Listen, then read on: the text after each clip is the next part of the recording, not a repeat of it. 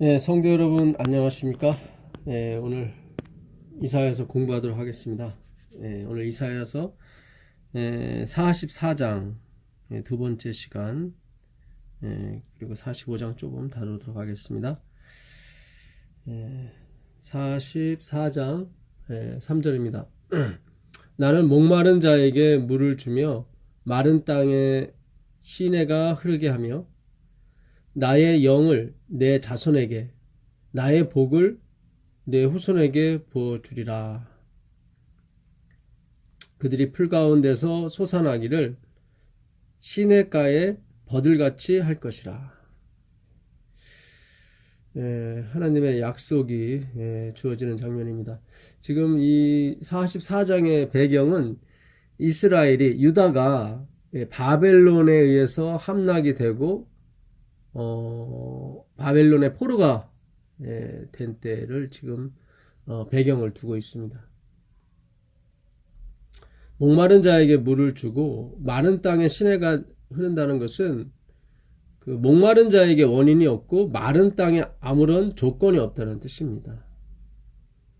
하나님은 항상 벗은 자, 가난한 자, 가련한 자, 그들에게 항상 샘물을 주시죠. 주시는 자와 받는 자가 완전히 전혀 겹치는 것이 없습니다. 한 분이 절대적으로 주시는 거고 한 사람은 절대적으로 받는 것 뿐입니다. 그래서 그것이 목마른 자입니다. 목마른 자에게 값없이 주시는 거죠. 그 6절에 보시면 이스라엘의 왕인 여호와, 이스라엘의 구원자인 만군의 여호와가 이같이 말하노라. 나는 처음이요 나는 마지막이라. 나 외에는 다른 신이 없느니라. 이사야에서 이 나 외에 다른 신이 없느니라, 이 말씀이 10번 나옵니다. 10번 나오는데 우리가 다음에 공부할 45장에 4번이 나오죠. 그래서 이 나 외에 다른 신이 없다. 특별히 44장, 45장은 이스라엘을 해방시켜 주시는 그 하나님을 묘사하고 있는데 그 무대의 배경이 페르시아, 그리고 하나님을 상징하는 사람은 고레스입니다. 고레스. 539년에 고레스가 바벨론을 멸망시키고 곧 이스라엘 민족을 다시 예루살렘으로 돌아가게 하죠. 그 21절부터 한번 가보시면 21절부터 보도록 하겠습니다. 야곱아 이스라엘아 이 일을 기억하라. 너는 내 종이니라. 내가 너를 지었으니 너는 내 종이니라. 이스라엘아 너는 나에게 잊혀지지 아니하리라. 그러니까 비록 바벨론에서 70년간 종살이를 했지만 하나님은 그들을 잊을 수가 없는 거죠. 왜냐하면 하나님이 지으셨기 때문에, 그리고 하나님이 구원하셨기 때문에 그들을 잊을 수가 없는 것입니다. 내가 내 허물을 빽빽한 구름같이 내 죄를 안개같이 없이 하였으니 너는 내게로 돌아오라. 내가 너를 구속하였음이라. 그 노아 시대 때는 예수님께, 아니 방주에 타는 것이 구원의 어떤 하나의 상징이었습니다. 이스라엘이 패망을 하고 바벨론에 갔을 때는 다시 예루살렘으로 돌아오는 것이 구원의 상징이었습니다. 이 시대의 마지막 때는 아마 안식일이 구원의 표징이 될 것입니다. 이제 일요일을 섬기고 일요일날 예배드리라고 일요일 휴업령이 내릴 겁니다. 강제적으로 하나님을 믿게 만드는 거죠. 그거는 하나님께서 원하시지 않는 것입니다. 신앙의 강제성이 들어가는 것은 하나님을 모독하는 것입니다. 왜 선악과를 하나님이 만드셨습니까? 강제로 안 하신다는 보증인 것입니다. 그래서 이때도 예루살렘으로 돌아가는 것입니다. 돌아오라. 내가 너를 구속하였으니 돌아오라. 이렇게 말씀하시는 것입니다. 그 26절부터 한번 더 보도록 하겠습니다. 26절부터 보시면 그의 종의 말을 세워주며, 예, 그 고레스를 말하는 것입니다. 그의 사자들의 계획을 성취하게 하며, 그 당시 바벨론은 난공불락의 성이었습니다. 내성과 외성으로 겹쳐진 성이었고, 그 가운데를 물이 지나가고 있었습니다. 또 그 둘레를 또 물이 지나가고 있었고, 그래서 도저히 어떤 나라도 그 바벨론을 침공할 수가 없었고, 그 바벨론을 세웠던 느부갓네살조차 그 성을 보고 아주 굉장히 만족했던 그런 성이었습니다. 그런데 고레스에 의해서 결국 메데 페르시아, 다리오와 고레스, 다리오는 고레스의 장인이었고 고레스는 다리오의 사위였습니다. 나중에 이제는 페르시아에 의해서 그게 합쳐지게 되죠. 예. 그래서 그들의 계획이 성취하게 됩니다. 그 성취하게 된 원인이 하나님이라고 하시는 말씀이에요. 그러니까 이 세상에 그 누구도 피조물이라는 그 굴레에서 벗어날 수가 없는 것입니다. 예루살렘에 대하여는 이르기를 거기에 사람이 살리라. 예.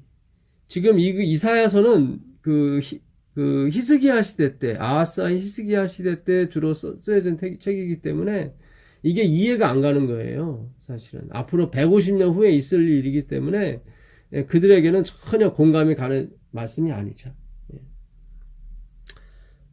사람이 거기 살리라 하여 유다 성읍들에 대하여는 중건될 것이요.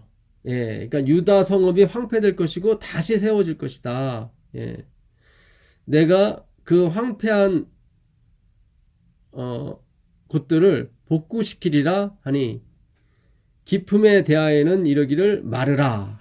예, 그러니까 바벨론을 무너뜨린 원인 중에 하나가 고레스의 지략이었는데, 예, 그런 유브라데 강을 끌어다 썼던 바벨론이 결국 그 고레스가 그 유브라데 강의 물줄기를 돌리죠.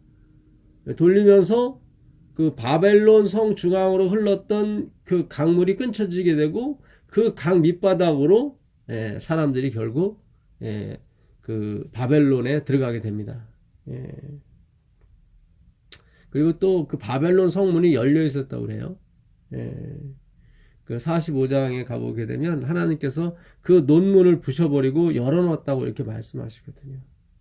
그래서 그 고레스의 성공, 고레스의 통일에 있어서 하나님께서 직접 관여하셨던 것입니다. 이것이 160년 전에 예언된 일이에요. 내가 내 강물들을 마르게 하리라 하며, 그렇죠? 고레스에 대하여는, 고레스가 나옵니다. 고레스에 대하여는 이르기를 내 목자라. 왜냐하면 이스라엘 백성들을 인도해서 예루살렘으로 보내줄 사람이기 때문에 목자로 비유된 것입니다. 예수 그리스도를 상징하는 거죠. 그가 나의 모든 기쁨을 성취하리라 하며 예루살렘에 대하여는 이르기를 중건되리라 하며 성전에 대하여는 내 기초가 놓여지리라 하는 자니라. 그러니까 여기 여러 가지가 많이 나오는데 고레스에 대해서 나오고 또 예루살렘에 대해서 나오고 또 성전에 대해서 나옵니다. 다 중건될 것이다. 세워질 것이다. 기초가 놓여질 것이다. 이렇게 말씀하시죠. 그 예루살렘의 중건과 그 예수 그리스도의 그 중보의 사역은 아주 중요한 이 연결이 되어 있습니다. 그래서 오늘 제가 44장을 두 번째 시간을 쓰는 것입니다. 그 예루살렘 중건에 대해서는 다니엘서 9장에 나와 있습니다. 다니엘서 9장을 가보시면 그 71회로 기한을 정했다고 나오거든요. 다니엘서 9장 24절입니다. 9장 24절 보시면 내 백성과 내 거룩한 성을 위하여 71회로 기한을 정하였나니 이른 일에 허물이 그치며 죄가 끝나며 죄악이 영속되며 영원한 의가 드러나며 이 영원한 의라고 하는 차다크라고 제가 전에 말씀드렸었죠. 8장 14절에 2300주야까지는 그때 성소가 정결하게 함을 입으리라 그랬거든요. 그 의입니다. 의. 그러니까 하나님께서 만드신 의라고 말하는 거예요. 차다크는. 2300주야까지니 2300년까지니 그 후에 2300년 후에 하루는 1년이니까요. 에스겔서 4장 4절 보게 되면 그래서 2300년 후에 영원한 의가 드러나게 될 것이다. 환상과 예언이 응하며 또 지극히 거룩한 자가 기름 부음을 받으리라. 여기 지극히 거룩한 자라고 되어 있는데 이 원문 성경에는 코데시라고 되어 있습니다. 그러니까 성소, 거룩한 성소. 근데 그 당시 이 성소가 거룩하여질 때는 그 제사장도 똑같이 거룩하여집니다. 똑같은 위임식을 하게 되죠. 피로요. 그렇기 때문에 여기서 말하는 거룩한 장소나 거룩한 자나 사실은 다를 바는 없습니다. 근데 정확한 해석은 거룩한 장소 성소예요. 성소가 기름 부음 거룩하게 되는 것입니다. 결국 성소는 예수 그리스도거든요. 그러니까 예수님께서 드디어 제사장으로서 역할을 하신다 이 말씀이죠. 그게 바로 1844년입니다. 10월에 예수님께서 지성소에 입성하시는 거죠. 그러므로 너는 깨달아 알지니라 예루살렘을 중건하라는 영이 날 때부터 아까 지금 이사야서 44장 27절 28절에 예루살렘에 대하여는 중건되리라 그랬거든요. 고레스에 대하여는 너는 나의 기쁨을 성취하는 자라고 말씀하셨고 예루살렘에 대한 성전에 대해서는 기초가 놓여지고 중건되리라 그랬거든요. 그래서 예루살렘을 중건하라는 영이 날 때부터 기름 부음을 받은 자, 곧 왕이 일어나기까지 7이레와 62이레가 지날 것이요. 그러니까 아까 위에는 71회로 기한을 정했다고 그랬거든요. 71회로. 71회면 490년입니다. 에스겔서 4장 4절 6절에 1년은 연상 1년은 1일이라고 그랬거든요. 1일은 1년. 그래서 71회 49년이죠. 실제로 457년 후에 BC 400 아닥사스다 제7년 예루살렘 성을 중건하는 마지막 영이 내릴 때 BC 457년부터 49년이 지난 다음에 그러면 어떻게 됩니까? 408년이죠. 408년에 실제로 예루살렘이 정치적 모든 것으로 행정적으로 완전히 독립을 하게 됩니다. 그러니까 독립이라는 것이 중건된다 이 말씀이죠. 여전히 페르시아의 식민지는 됐지만 나라로서의 어떤 형태를 갖추게 됩니다. 그리고 62일에 62일에가 지나게 되면 그러니까 71회와 62일에 이렇게 되면 어떻게 됩니까? 69일이에요. 69. 71회에서 한 1회가 빠진 7년이 빠진 483년이죠. 그거는 457년에서 483년을 빼버리면 AD 27년이 됩니다. AD 0년은 없으니까 1년을 더하게 됩니다. 그래서 27년은 예수 그리스도께서 침례 그러니까 공생애를 처음 시작한 해를 말하는 것입니다. 그래서 이 예루살렘을 중건하라는 영이 몇 년부터냐? 그것은 이제 에스라로 가보시면 압니다. 에스라서 6장, 에스라서 6장을 가보시면 6장 14절입니다. 6장 14절. 유다 사람의 장로들이 선지자 학개와 이또의 손자 스가랴의 권면을 따랐으므로 성전 건축하는 일이 형통한지라. 이스라엘의 하나님의 명령과 바사왕 고레스, 여기 나오죠. 페르시아 왕 고레스와 다리오. 이 다리오는, 고레스는 BC 539년 사람이고요. 다리오는 BC 520년. 아닥다스다. BC 457년입니다. 에스더의 진짜 아들은 아니지만, 아하수르의 아들이 이 키에르키세스 2세 아닥사스다거든요. 그래서 아닥사스다 때 또 조서가 내립니다. 조서가 3차 내려요. 고레스 때 한 번 내리고 다리오 때 한번 내리고 아닥사스 때 됩니다. 다리오 때는 그 수르바벨 성전만 중건되죠.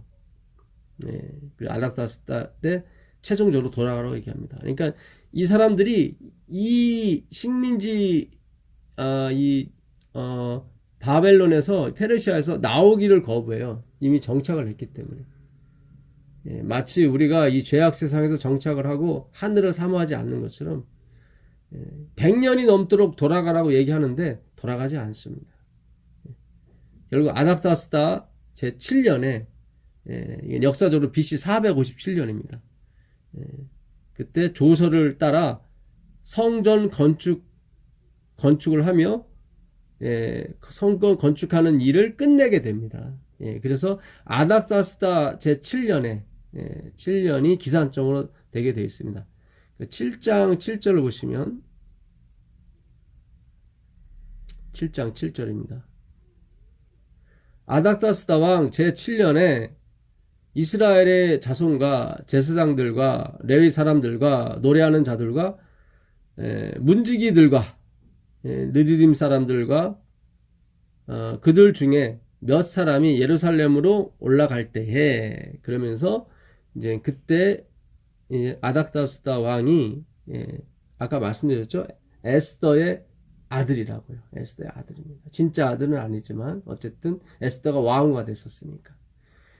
11절에 여호와의 계명의 말씀과 이스라엘에게 주신 율례 학자요 학자 겸 제사장인 에스라에게 아닥사스다 왕이 내린 조서의 초본이 아래와 같으니라. 이게 언제요? 아닥사스다 제7년 BC 457년이에요. 모든 왕의 왕 아닥사스다는 하늘의 하나님의 율법의 완전한 학자 겸 제사장 에스라에게 조서를 내리노니 우리나라에 있는 이스라엘 백성과 그들 제사장들과 레위 사람들 중에 예루살렘으로 올라갈 뜻이 있는 자는 누구든지 너와 함께 갈지어다. 그러니까 그 학자 에스라를 무척 존경하고 좋아했던 것 같아요. 아닥사스다. 왜냐하면 아닥사스다는 그 모르드게를 비롯해서 느헤미야, 그리고 왕후 에스더, 이런 사람의 영향을 많이 받았던 것 같습니다. 그렇지 않고서는 자기 손안에 있는 종들인데 어떻게 다 내보냅니까? 마치 우리나라에 혹은 미국에 외국 근로자가 다 빠지게 되면 완전히 망가질 텐데 그 나라 자체가. 그것처럼 아주 중요한 사람들이었는데 그냥 내보내는 거예요. 그것은 역시 아닥사스다가 우에로부터 오는 하나님의 명령에 관한 말씀을 많이 들었다는 거죠. 고레스도 마찬가지입니다. 에스라서 1장에 가보시면 1장 1절에 바사왕 고레스 원년에 여호와께서 예레미야의 입을 통하여 하신 말씀을 이루게 하시려고 바사왕 고레스의 마음을 감동시키심에 그가 온 나라에 공포도 하고 조서도 내려 이르되 바사왕 고레스는 말하니라. 하늘의 하나님 여호와께서 세상 모든 나라를 내게 주셨고 나에게 명령하사 유다 예루살렘에 성전을 건축하라 하셨나니 이스라엘의 하나님은 참 신이시라. 너희 중에 그의 백성된 자는 다 유다 예루살렘으로 올라가서 이스라엘의 하나님 여호와의 성전을 건축하라. 그러면서 자신의 물질과 모든 것을 아끼지 않고 다 내어줍니다. 그런데도 안 가요. 참 이 죄악에 물들고 죄악에 빠져 있다는 것 자체가 얼마나 우리에게 정말 무서운 찐득이처럼 붙어 있는지 모릅니다. 그래서 결국 고레스 그리고 다리오, 이 다리오는 고레스의 장인 다리오하고 이름만 똑같이 고레스의 후손입니다. 그리고 마지막으로 아닥사스다 제7년에 제3차 조서가 내리는데 그때가 마지막이에요. 그때 성전 이 건축이 필요한 것이 마치게 됩니다. 그래서 결국 그때부터 BC 457년부터 기산점을 이루는 거예요. 아까 예루살렘을 중건하라는 영이 날 때부터 71회가 지날 것이고 그랬거든요. 71회가. 근데 그거의 시작이 누구예요? 고레스였단 말이죠. 고레스에 대한 저는 나의 기쁨을 실현시킬 사람이고 내가 기뻐하는 자고 예루살렘에 대하여는 중건되리라. 성전에 대하여는 그 기초가 놓여지리라. 이렇게 말씀하셨단 말이죠. 그럼 예루살렘 성전 고레스, 예수 그리스도를 표상하는 고레스죠. 이 셋이 무슨 관계가 있길래 왜 71회로 기한을 정했을까? 457년부터 71회 490년을 가게 되면 어떻게 됩니까? AD 34년입니다. AD 34년. AD 34년에 무슨 일이 있었습니까? 예. 여러분 잘 아시다시피 AD 31년에 예수님께서 십자가에 돌아가시고 3년 반이 지난 다음에 스데반이 사도행전 7장에 그 유명한 스데반의 설교를 한 다음에 그 사도 바울을 추종하는 무리들에 의해서 돌에 맞아 죽는, 그러므로 말미암아 하나님의 복음이 어떻게 해요? 온 세상에 퍼지는 그런 결론을 맞이하게 됩니다. 그것이 바로 AD 34년이에요. 근데 이 AD 34년이 왜 중요한가? 우리 55절부터 사도행전 7장 55절부터 보도록 하겠습니다. 스데반이 성령이 충만하여 하늘을 우러러 주목하여 하나님의 영광과 및 예수께서 하나님 우편에 서신 것을 보고 가로되, 그러니까 스데반이 돌에 맞으면서 죽어가면서 하늘을 봤는데 하늘이 열렸어요. 그 하늘 열린 하늘 속에서 하나님 보좌 우편에 예수 그리스도께서 서 계신 것을 본다고요. 말하되 보라 하늘이 열리고 인자가 하나님 우편에 서신 것을 보노라. 이때도 인자예요. 하나님은. 그러니까 예수님은 영원히 인자가 하나님이 사람의 아들이 되신 거예요. 그러니까 십자가의 죽음은 쇼가 아니고 그분께서 이 땅에 오신 구속사업은 쇼가 아닌 것입니다. 진짜 인간의 그 한평도 안 되는 그 몸속에서 영원히 갇혀 계시는 하나님이죠. 그들이 큰 소리를 지르되 길을 막고 일제히 그에게 달려들어 성 밖으로 내치고 돌로 칠세. 증인들이 옷을 벗어 사울이라 하는 청년의 발 앞에 두니라. 그들이 돌로 스데반을 치니 스데반이 부르짖어 이르되 주 예수여 내 영혼을 받으시옵소서 하고 무릎을 꿇고 크게 불러 이르되 주여 이 죄를 그들에게 돌리지 마옵소서. 이 말을 하고 자니라. 마치 예수님께서 십자가에 돌아가시면서 하신 말과 흡사한, 주여 저들이 하는 짓을 알지 못하나이다. 저들의 죄를 용서하소서. 주여 내 영혼을 아버지 손에 부탁하나이다 하고 십자가에서 운명을 다하신 그리스도처럼 스데반도 자기를 돌로 치는 그 사람들을 용서하면서 순교를 하게 되는데, 근데 그가 여기서 무엇을 보냐면 예수 그리스도께서 하나님 보좌 우편에 앉아 계신 것이 아니라 서 계신 것을 봅니다. 혹자는 말하기를 나하고 똑같이 죽음을 죽는구나, 나하고 똑같은 말하고 죽는구나, 우리 예수님이 벌떡 일어나셨다고 하는데 그런 뜻이 아니죠. 왜냐하면 스데반이 죽기 전에 이미 일어선 것을 본 거고요. 예수님은 그 스데반이 그 말 하기 전에 내 영혼을 받으소서 저희들을 용서하소서 말씀하기 전에 일어서신 겁니다. 그래서 그 말은 앞뒤가 맞지 않고요. 그 히브리서에 가보시면 히브리서 10장 12절에 가보시면 그 예수님께서 하나님 보좌 우편에 앉아 계신 것을 봅니다. 10장 12절. 오직 그리스도는 죄를 위하여 한 영원한 제사를 드리시고 하나님 우편에 앉으사, 그렇죠? 십자가에서 당신을 희생하시고 그리고 영광 중에 하나님 우편에 앉으셨어요. 그 후에 자기 원수들을 자기 발등상이 되게 하실 때까지 기다리시니라. 그러니까 하나님 보좌 우편에 앉으신 다음에 자기 원수들, 사단과 마귀죠. 그들을 자기 발등상이 되게 하실 때까지 기다리시는 거예요. 앉아 계시는 거예요.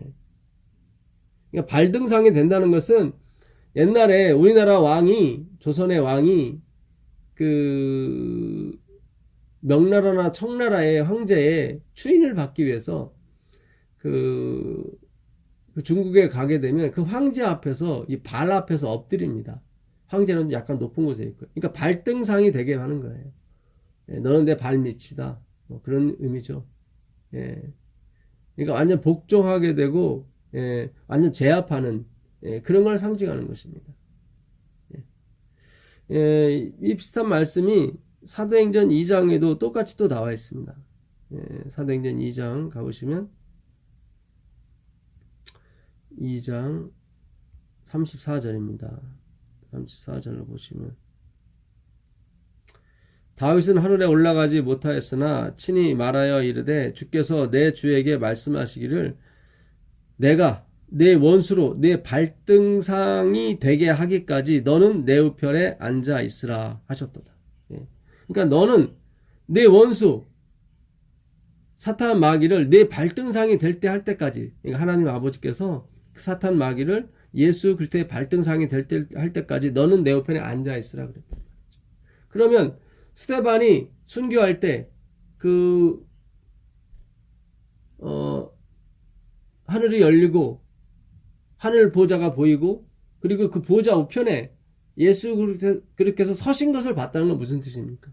앉아 있는 모습이 봐야 되는데 서 있는 모습을 봤어요. 그건 뭐예요? 이미 사탄 마귀가 어떻게 해요? 발등상이 됐다는 얘기죠. 그래서 이제 앉아 있을 필요가 없는 거죠. 이거를 그 다니엘서 아까 9장에 가보시면 일곱 이레의 절반은 하나님께서 약속을 하셨지만 나머지는 제사와 예물을 받지 않으신다고 말씀하시거든요. 그 아까 일곱 이레와 49년과 그 다음에 62이레 7, 6, 42, 7, 24, 634년이죠. 더합 683년. 거기서 71회에서 한 일회가 빠진 69일회였죠. 69일회면 그게 예수 그리스도께서 AD 27년에 침례 예언에서 침례 받으실 때를 말합니다. 그 위로 3년 반, AD 31년에 십자가에 돌아가시고, 그게 이제 절반인 거예요. 한 일회의 절반. 예수님께서 한 일회 동안 기한을 정하셨어요. 정하셨고, 한 일의 절반은 예물을 받지 않으셨습니다. 왜냐하면 예수님께서 돌아가신 다음에 성소가 휘장이 위에서 아래로 찢어졌거든요. 더 이상은 예물을 받지 않으시죠. 자, 그게 다니엘서 9장에 가보면 나와 있습니다. 9장 27절에 그가 장차 많은 사람들과 더불어 한 일회 동안에 언약을 굳게 맺고, 그렇죠. 예수님께서 한 일회 동안에 그 기름 부음 받은 자 예수님이죠. 메시아가 기름 부음 받다 그런 뜻입니다. 한 일회 동안에 언약을 굳게 맺고 그가 그 일의 절반에 그렇죠? 제사와 예물을 금지할 것이며 또 포위하여 가증한 것이 날개를 의지하여 설 것이며 또 이미 정한 종말까지 진노가 황폐하게 하는 자에게 쏟아지리라. 그러니까 한 일회 동안 기한을 정했는데 그 한 일회의 절반, 아까 그 9장 25절에 7일회와 62일회가 나왔죠. 24절에서는 71회로 기한을 정했어요. 71회로. 그때 영원한 의가 드러난다고 그랬어요. 근데 그 71회를 자세히 분해한 거예요. 인수분해처럼. 그래서 한 일회 7일회 49년 후에 그 나라가 정상적으로 독립국가처럼 활동하게 됐고, 그 다음에 634년이 지나서 어떻게 됐습니까?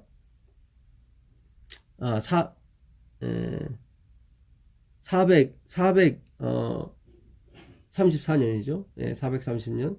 AD 27년경입니다. 그때 예수님이 침례를 받으시고 공생애를 시작하시고 3년 반 동안 공생애를 마치세요. 그 다음에 나머지 3년 반, 여기 보게 되면 제사와 예물을 금지할 것이라고 그랬잖아요. 휘장 위에서 아래로 찢어졌으니까 더 이상 예물을 드릴 수가 없었죠. 자, 그럼 받지 않으시겠다는 얘기인데 더 이상 그 3년 반 동안 누가요? 제자들이 예수님께서 보내신 그 성령, 그리스도의 영이라고 합니다. 그러니까 부활하신 그리스도예요. 부활하신 그리스도와 함께 3년 반 동안 어떻게 해요? 복음을 전한 거예요. 어디에? 유대 땅에. 지금 유대 땅에 지금 한 일회 동안 그가 약속을 하시겠다는 뜻이에요. 지금 이게 유대에 관한 기별 아닙니까? 이 다니엘이 계시를 본 것은 예루살렘의 중건에 대해서, 예루살렘의 회복에 대해서, 그 거리가 회자된 것, 다시 회복할 것에 대해서 말씀하고, 마지막 71회로 기한을 정했는데 그 490년이 끝날 때 AD 34년 그 바로 직전에 한 일에 7년이 있단 말이죠. 7년의 절반을 예수님께서 하시고 나머지 절반은 성령을 보내셔서 제자들과 함께 유대를 위해서 기회와 시간을 주셨다 이 말이에요. 그게 바로 스데반이 죽었을 때, 순교했을 때가 그 시점이었던 것입니다. 그리고 사도행전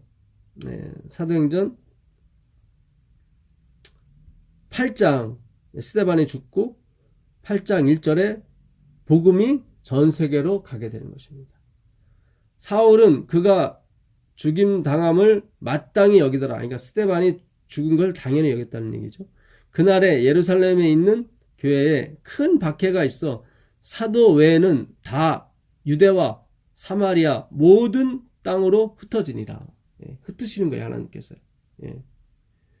그래서 사마리아와 유대와 사마리아와 예루살렘과 유대와 온 유대와 사마리아와 땅끝까지 이르러 내 증인이 되리라는 것을 이루게 되는 것입니다. 이게 바로 AD 34년경인 4년인 거예요. 그래서 드디어 예수님께서 어떻게 해요? 그 성소 봉사로 다시 들어가는 거예요. 엘렌 화이트 부인은 그렇게 얘기했어요. 예수님께서 그 1800년 동안에 성소 봉사를 마치시고 지성소로 들어가신다고 그랬거든.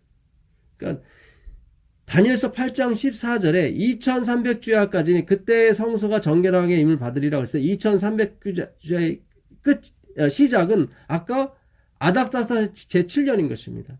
왜냐하면 다니엘서 9장 24절에 71회로 기한을 정했다고 나오는데 그 정하다가 하다크라는 그 히브리어 쓰거든요. 이것은 떼어내다라는 거예요. 떼어내다.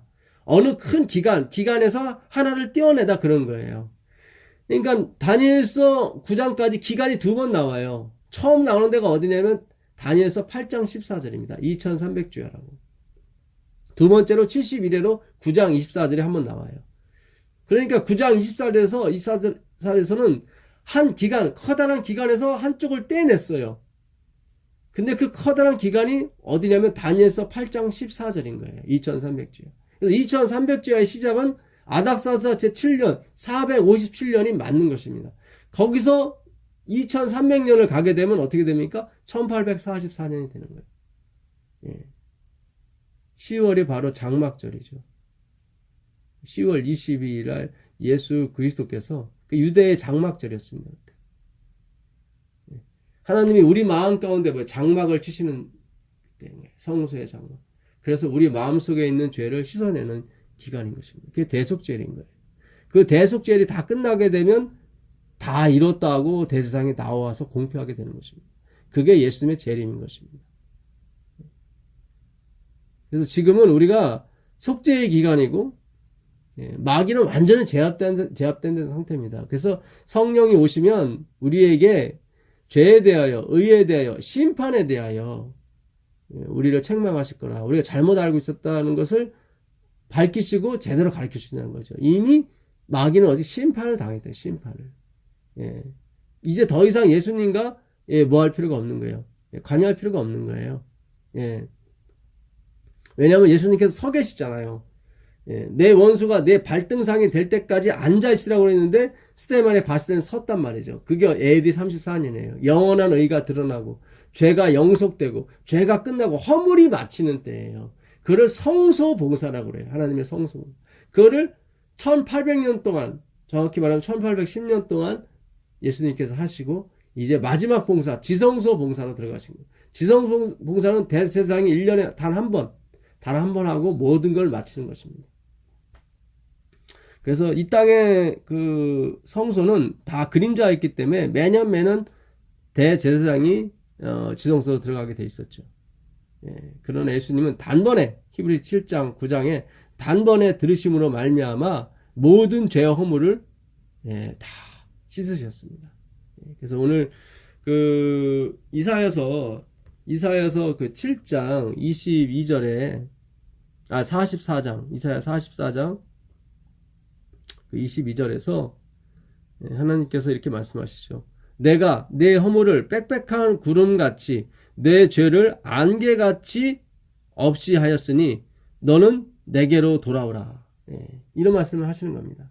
예, 그 시작이 고레스가 시작을 한 거예요. 예, 그래서 BC 539년에 고레스가 먼저 시작을 했고 다리오가 BC 518년에 또 한 번 중건령을 내렸고 마지막으로 에스더의 아들이었던 그 아닥사스다가 그의 7년 457년에 마지막 조서를 내리게 되고 그때부터 2300주야 또 70일회를 세는 것입니다.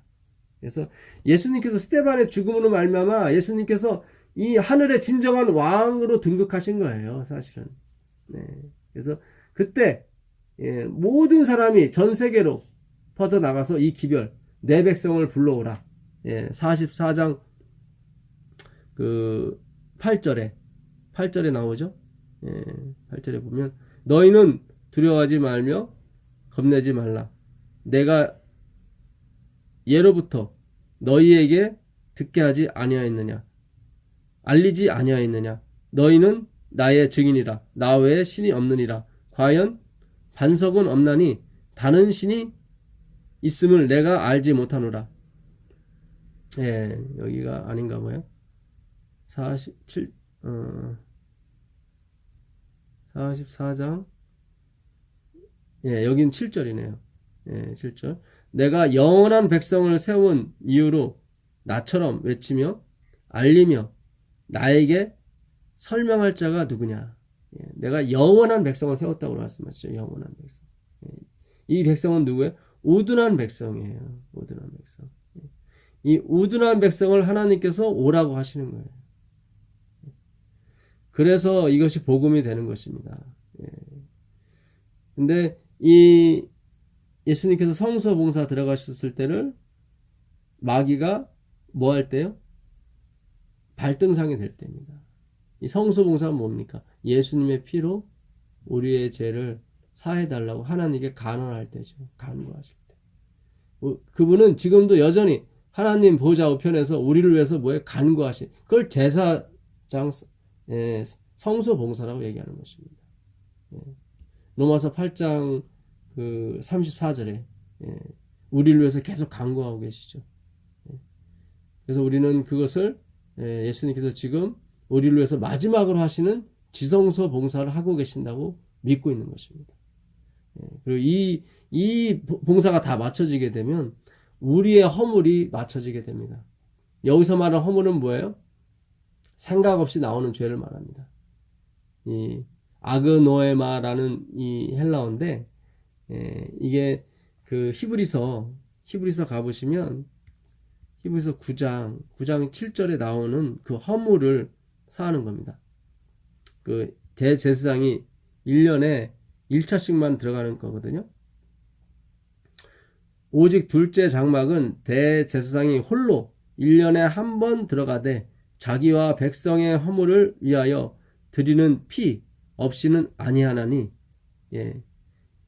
성령이 이로써 보이신 것은 첫 장막이 서 있을 동안에는 성소에 들어가는 길이 아직 나타나지 아니한 것이라. 여기 보게 되면 자기와 백성의 허물을 위하여 1년에 한 번씩만 들어가는 거예요. 이때 말하는 허물, 그 허물이 뭐예요? 아그노에마예요. 이거는 이그노런스 신이라고 되어 있어요. 사전에. 그러니까 무식함으로 범하는 죄예요. 무지함으로, 무식함으로. 그러니까 무시되는 죄예요. 죄는 죄인데 우리가 이 죄인지를 몰라요. 그것이. 그게 허물이에요. 또 하나는 뭐예요? 그 노틀리스 신이에요. 그러니까 생각 없이 나오는 죄들. 그게 허물이에요. 그건 누구나 다 갖고 있었던 거예요. 뭐 다니엘이 됐든 아브라함이 됐든 요셉이 됐든 그 누구나 이 원죄가 그 육체 속에 있는 바울은 육체 내 속에 거하는 죄라고 그러죠. 내 속. 그래서 그거를 하나님께서 지금 이 지성소 봉사를 통해서 다 에러난 부분, 영어 성경에는 에러라고 되어 있어요. 이 허물을 에러. 원래부터 고장난 부분이죠. 이 부분을 고쳐주시는 것입니다. 그래서 예수님이 재림하실 때 그 선물을 다 받는 거예요. 누가 됐든지. 그래서 지금의 그 시간에 우리가 정말 대속죄일 시간에 겸비한 마음으로 우리 죄를 살피는 것은 너무 중요한 것입니다. 우리 스스로 뭘 고치라는 게 아니라 하나님 앞에 나아오라는 거예요. 하나님 앞에. 옛날 제사 제도에 보게 되면 아침에 상번제를 드렸어요. 또 해질녘에 또 상번제를 드리고. 그러니까 한 양이 다 타고 이제 끊어질 때 되면 다시 양을 또 태우는 거예요. 그러니까 끊임없이 양이 탄다는 얘기는 뭐냐면 우리의 죄가 끊임없이 나온다는 거예요. 이럴 때 날이면 날마다 오는 게 아니잖아요. 이럴 때 우리의 죄를 그분 앞에 다 가지고 가는 거예요. 그래서 지금은 대속죄일, 자기를 괴롭게 하는 때입니다. 내가 건강한 거, 가난한 거 괜찮습니다. 하나님은 차든지 덥든지 하길 원해요. 차다는 건 뭐예요? 내가 가난하고 벌거벗고 눈먼 것이에요. 뜨거운 건 뭐예요? 연단된 금을 사고 흰 옷을 입고 안약을 바르는 거죠. 그 안약을 바르고 흰 옷을 사서 또 그 연단된 금을 사는 사람은 누구예요? 가난한 자가 사는 거고요. 값없이. 벗은 자가 입는 것입니다. 안 보이는 자가 넣는 것입니다. 그래서 오늘 우리가 정말 이 고레스, 예루살렘이 중건되어야 될지에 대해서 이사야가 예언한 것은 아주 중요한 것입니다. 너무 중요해요. 예수님께서 성소봉사 들어가시는 거예요. 그것이 우리의 생명이에요. 그래서 출애굽기에서 보게 되면 그 율법 부분은 4장밖에 안 나와요. 20장부터 23장까지. 근데 이 성소 부분은 25장부터 40장까지 15장이 나옵니다. 율법이 우리를 어떻게 해요? 우리를 죽이는 것입니다. 하나님이 완전히 죽은 것을 받으셔서 어떻게 다시 살리시는 거예요. 이게 제대로 죽지 않으면 살아나지가 않아요. 왜냐하면 죽지 않은 거기 때문에.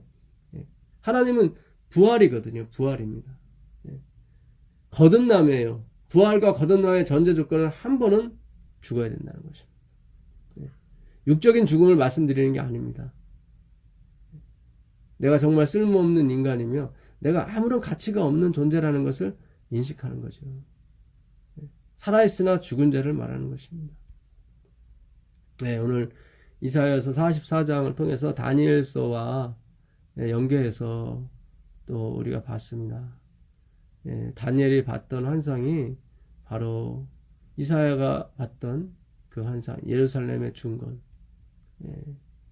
그것은 곧 예수 그리스도의 성소 봉사의 시작의 기점이었던 것입니다.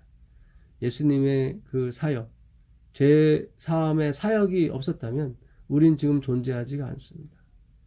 우리가 맛있게 먹는 밥과 물, 여러 가지 과일들, 우리가 살고 있는 집, 자동차, 심지어 내 딸과 내 아들까지라도 하나님의 이 성소봉사가 없었다면 지금 존재하지가 않습니다. 그런데 그 시작이 AD 34년 70일에 그 시작이었고, 그래서 원수가 발등상이 된 겁니다. 예수님이 성소봉사가 들어가 버리면 마귀는 아무런 맥을 못 추는 거예요. 왜요? 아무도 유혹할 수가 없으니까. 유혹해도 예수님이 다 뭐예요? 성소봉사로서 깨끗하게 하시니까. 그래서 이것을 막으려고 무단히도 애를 썼지만 하나님의 그 밀고 들어오시는 사랑을 그 어떤 것도 막을 수가 없었던 것입니다.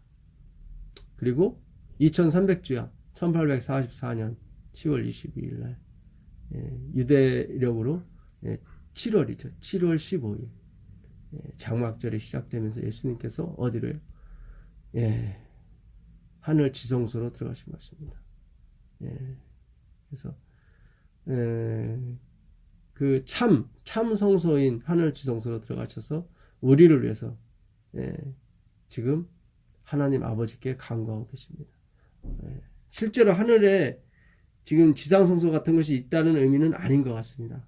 영적인 어떤 의미로 다 되게 상징으로 보시면 되실 것 같습니다. 오늘 이렇게 이사야 44장을 공부하고 마치도록 하겠습니다. 하늘에 계신 아버지 하나님 감사합니다. 오늘도 정말 귀한 말씀 주셔서 감사합니다. 좀 복잡하고 어려웠지만 주님의 성령께서 함께해 주셔서 제대로 잘 이해할 수 있도록 우리 마음판에 새겨 주시옵소서. 예수님의 봉사야말로 우리의 희망이며 우리의 회복을 상징하는 것입니다. 우리가 이 기별을 깨달아야 우리 인생이, 우리 앞길이 회복되는 것을 우리가 또한 깨달을 수가 있을 것입니다. 아버지, 우리 마음 가운데 함께하여 주셔서 정말 이제 다 이뤘다 하시고 나오시는 그리스도를 기다리며 우리가 살아갈 수 있도록 도와주시옵소서. 예수 그리스도의 이름으로 기도드립니다. 아멘.